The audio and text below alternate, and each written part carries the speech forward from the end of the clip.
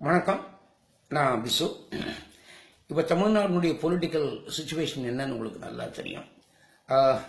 Mister Panneerselvam இப்பொழுது governor மாளிகை நோக்கி போயிட்டு இருக்கிறாரு. அவருக்கு 5 மணிக்கு அப்பாயின்மெண்ட். 5ங்கிறது எதுக்கு சொல்லுவோம்? பஞ்சபூதங்களுக்கு சொல்லுவோம், இல்ல பஞ்ச பாண்டவர்களுக்கு சொல்லுவோம். இதெல்லாம் பாசிட்டிவ் சைடு.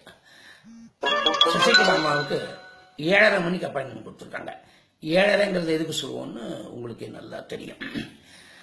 என்னடா இப்படி சொல்றேன்னு நினைக்காதீங்க. கிட்டத்தட்ட 6 வருஷங்கள் ஜெயா டிவிக்காக நான் மக்கள் அரங்கங்கிற நிகழ்ச்சியை நடத்தினேன். முதல்ல ஒரு நாள் மேடம் புரட்சி தலைவியை பார்த்ததோட சரி, அதுக்கப்புறம் என்ன ஒரு தடவை கூட பார்க்க விடலை. நான் வெளியிலையும் சொல்ல முடியல. மிஸ்டர் பன்னீர்செல்வம் எவ்வளவு கஷ்டப்பட்டாரோ இப்போ அதே கஷ்டம் தான் எனக்கு. பார்க்கவே முடியல. இத்தனைக்கும் பப்ளிக்கை வச்சுட்டு நான் ஷோ நடத்திட்டு இருந்தேன். அப்ப என்ன நடக்குது ஏது நடக்குது நான் போய் சொல்லணும் இல்லையா? அதை சொல்லவே முடியல. யாரோ வந்தாங்க, என்னெல்லாமோ இன்ஸ்ட்ரக்ஷன்ஸ் கொடுத்தாங்க. ஒரு ஆள் கொடுக்கறது அடுத்த ஆள் மாத்தி சொல்லுவான்.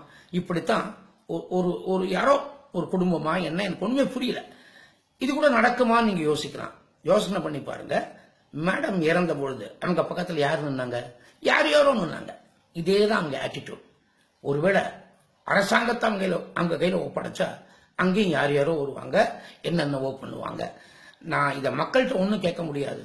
இந்த மக்கள் கையெழுத்து 135 பேர்கிட்ட இருக்கு. அவங்கள்ட்ட கையெடுத்து கும்பிட்டு கேட்டுக்கிறேன், எங்க வாழ்க்கை உங்ககிட்ட இருக்கு.